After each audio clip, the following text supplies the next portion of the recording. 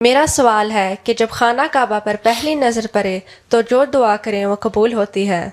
پیارے حضور ہمیں کون سی دعا مانگنی چاہیے؟ جزاک اللہ. یہ تو تمہارے دل کی بات ہے نا، جو تمہارے دل میں آتی ہے دعا فوری طور پہ کرو. حضرت خلیفہ ابو نے لکھا ہے کہ میں کیا دعا کروں، تو میں نے یہ دعا کی تھی، اللہ تعالیٰ میں جو دعائیں کروں قبول کر لے. یہ بہت بڑی کمپریہنسو دعا ہے. ٹھیک ہے، ٹھیک. تو جو دل سے دعا تو وہ چیز ہے دل سے نکلے ہیں، رٹی رٹائی باتیں کرنے سے تو دعا نہیں ہوتی.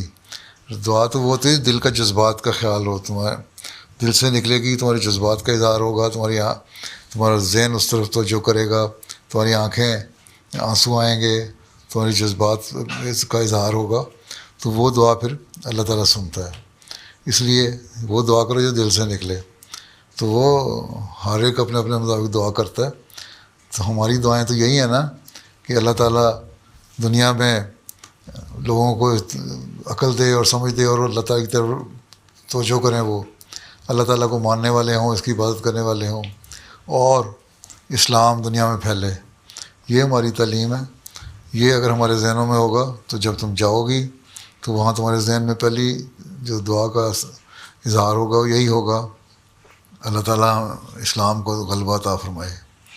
باقی دل کی دعائیں حضرت خلیفہ اول نے دعا کی، اور حضرت خلیفہ اول کی دعائیں کیا تھیں کہ اللہ تعالیٰ کی وحدانیت قائم ہو اور دنیا میں اسلام کو بول بالا ہو. اس لیے انہوں نے ایک ہی دعا کر لی کہ اللہ تعالیٰ میری دعائیں قبول کر لے.